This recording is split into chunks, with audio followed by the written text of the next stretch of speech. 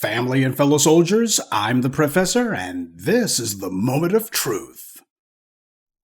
I've had this morning's briefing on my mind for a while, and I don't want to be preachy about it, so this is not going to turn into some hour-long diatribe. And I'm not talking about any particular event or person in specific, though I do have a number of commenters that I think this certainly applies to. Something I want to talk about is lies, the corrosive effect of them, and the deleterious impact that they've had on our community. First thing to remember is lies are not a victimless crime. Dr. John Henrik Clarke said that as a group, we have a broken loyalty system. You want to know why that happens? It happens because of lies. Lies are the principal way to destroy any sort of trust or reliance that a group has to have in order to be cohesive. And when a person, much less a group, starts practicing telling lies, practicing saying things that they know are not true, and then when they get confronted on it, when they get back into a corner, they keep clinging to it, that is a group that has chosen not to live in reality. That is why the truth is sacrosanct. The truth represents reality. It represents what actually is. Anything other than that is a lie. Just take the discourse within the black community when it comes to, say, the 2024 election.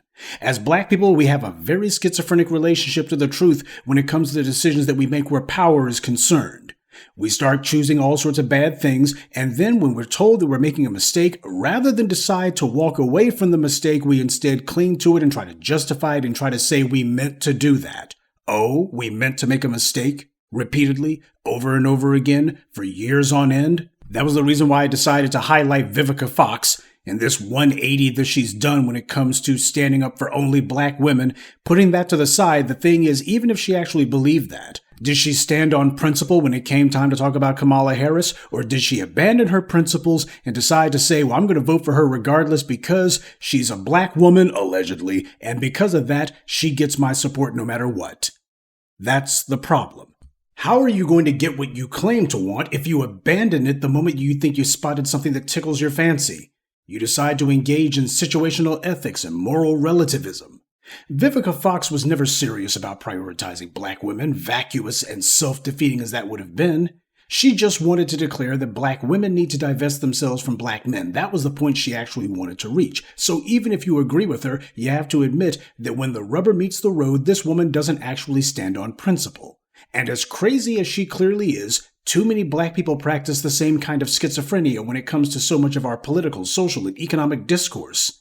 This is how we come to the ridiculous point where even years after we know what Barack Obama did, or rather didn't do, for the black community, you still got Negroes out there who are sitting there putting on the cape for this man and saying he wasn't as bad as all that, and who are fully prepared to jump on the Kamala Harris bandwagon when you know that it's Obama 2.0. They just rinse and repeat the exact same talking points. And yet people are talking themselves into it because the reality is they don't like reality. It's become impossible to even talk to a lot of black folks because we've determined not to speak what is true. And when we're cornered, we lie about what we had just said. So one lie compounds another. The lies that get told stop being about whatever the alleged subject was and instead becomes a matter of ego. We refuse to admit that we were wrong or that we said something that we knew wasn't true. I'm sure you've noticed that way too many black people try to play dumb when called out for speaking lies to the point that they deny knowing what planet they're on. They don't mind how foolish or even stupid they make themselves to look. They'd rather be thought of as an idiot than to admit that they were wrong or that they were lying. See, that's the problem with lies. You're putting shackles on yourself, and the shackles get bigger and heavier with time. Look, it's very easy for us to take shots at the black buffoon class, or as they're often called, entertainers. But the reason that I even bring them up is that we can recognize these flaws and failings in these other people. But let's be honest. Have you perhaps been making it a habit to say or do things that aren't true?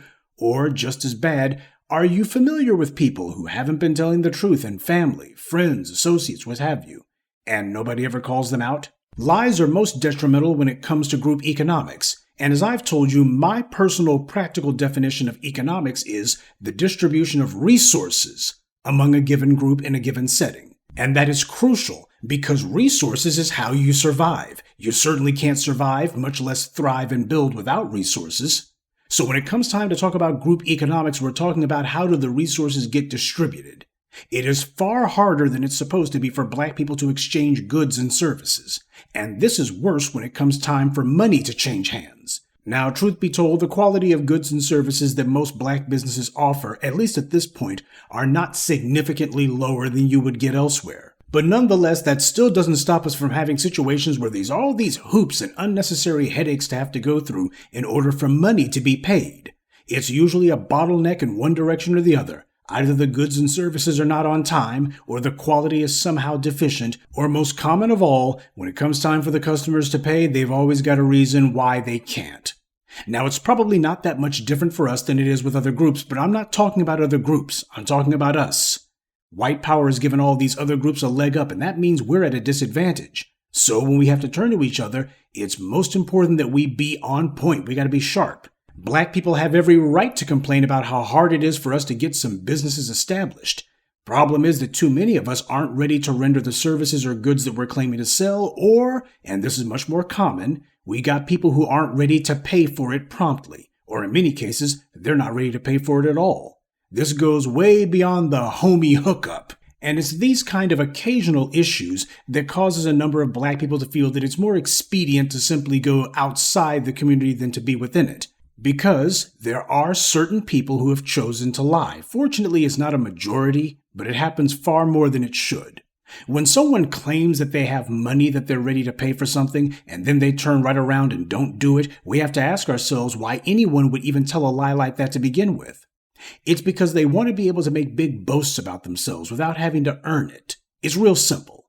Doing what you say is hard. Inflating your ego, on the other hand, is easy, and this is why we have the constant epidemic of Negroes who tell more lies about what they claim to have, what they claim they can do, or have already done. You follow current events. You've seen what certain black business figures do. Hell, I'm sure you can think of people you've had to deal with personally who have broken bad on you in this regard. Even people who might have done one or two substantive things before will then start lying about what they're ready to do today or will do in the future. Just look at what's happened when we're talking about electoral politics. People who decide to get all angry and all of a sudden they're pretending to be outraged when you call them out on something. We have to hold people accountable when they lie. Dr. Clark told us what the problem is with our loyalty system, and the key to reestablishing that loyalty system is by separating the real from the phony. If the problem is you got a whole bunch of people running around telling lies, then we need to have more people who are determined to tell the truth. And that also goes for people who might have done right in the past, but broke bad on us. That's how you get all of these black politicians like Andrew Young and a number of these black celebrities who might have said or even done some substantive or honorable things in the past, but eventually they decide that they're going to go left on us. Too many of us are only too eager to circle the wagons for folks who we know from experience to be liars. And that is perhaps the worst aspect of the culture of lies that's been unfortunately allowed to take root within our community. We got a lot of folks who are willing to actually run interference for the liars. This blurs the line between the people who know the difference between right and wrong and those who don't. It deranges our internal politics and confuses people from even telling the truth because they don't know how many other people have fallen for the lies or have willingly decided to go along with it. We can't call anyone out because there's always some loudmouth who's willing to take up for them. The truth cannot just be the truth, family. It must also be told. People chatter on all the time about creating safe spaces. We need safe spaces so that people can speak their truth. I got a better idea. Let's go ahead and make a safe place where the truth can be spoken. But how do you do that in an environment where the liars have cheerleaders who are more aggressive than the people who are trying to shut down the lies? As black people, we tend to memory hole things. If the Jewish slogan is never forget, the black slogan is never remember. When you get to the point that you allow people to lie with impunity, you have undermined your very ability to live in reality. And that's an existential crisis. But it's a crisis that black people have been reluctant to confront, and we have to change that. Because we've become as cavalier about death as we are careless about life. You know what the leading cause of death is, though, for most black people? Stupidity. And unfortunately, there's no cure. A lot of black people already have a terminal case of stupid long before they actually die from it. Just look at the comments section, even in places like this, if you want to see a bunch of sterling examples of people who are dying from stupid. There's that old saying that insanity is doing the same thing over and over again, expecting a different result. But for liars, they keep on lying and aren't expecting a different result at all. They're just fine with the status quo remaining in place. They just like to lie for the sake of it. So what do you call that? That's something far worse than insanity. It's stupidity. When someone doesn't know something, that makes them ignorant. When you inform somebody what the truth is, but they persist in saying false things anyway, that's not ignorance anymore, it's stupidity. And it endangers more than just the fools spreading the lies. We have to make sure to guard our culture and not let white power or some degenerate-minded bootlicks slither in, come among us, and tell us that taking on poisonous lifestyles is somehow part of who we are. Poison given to us in gift-wrapped paper. That's the reason why we spend so much time going hard against these tethers. They would never and will never allow us to come among them and tell them anything about their culture. And yet they're the first ones tripping over their forked tongues to call themselves throwing in their 2 cents about us. And what they say about us isn't even true, but they know that it makes them feel better about themselves, and that's all that matters to them. A huge part of standing up for truth means guarding against interlopers and agents sent to talk like us, but who work for white supremacy in reality.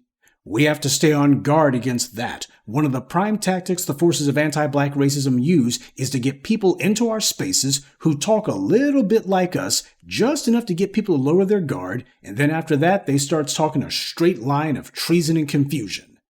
The fastest way to undermine any opposition is from the inside. So stay on alert. The enemy is closer than you think, even in places like this. So I'm going to close out this morning briefing by asking you to rededicate yourself to telling the truth. Not just to the people around you, but also to yourself. When people lie, or when you catch yourself deciding to say things that you know aren't true, or making excuses for things that you know aren't real, you gotta call it out. Hold everyone to account, starting with yourself. We can repair our loyalty system. We can strengthen our ability to collaborate and build with each other and to exercise the essential bare minimum of trust. But a change that fundamental is going to require us to return to our core values of practicing a culture of truth. We weren't always running around deciding to embrace lies. We picked up those bad habits, many of them forced on us by white supremacy, but sadly a few of them we picked up honestly on our own. But either way, we need to understand that a lot of black folks have decided to make a habit out of lying. And if they refuse to drop that bad habit, then we need to wash our hands of them. And that's the truth. Good day, and be one. I'd like to take a moment to mention some of our contributors: Sabrina, Lamont Ingram, Christopher Pittman, Montrez Braxton, and Alice Ransom. Salute to them, and thank you to everyone for listening, liking, and sharing this message. Black empowerment only exists because of you.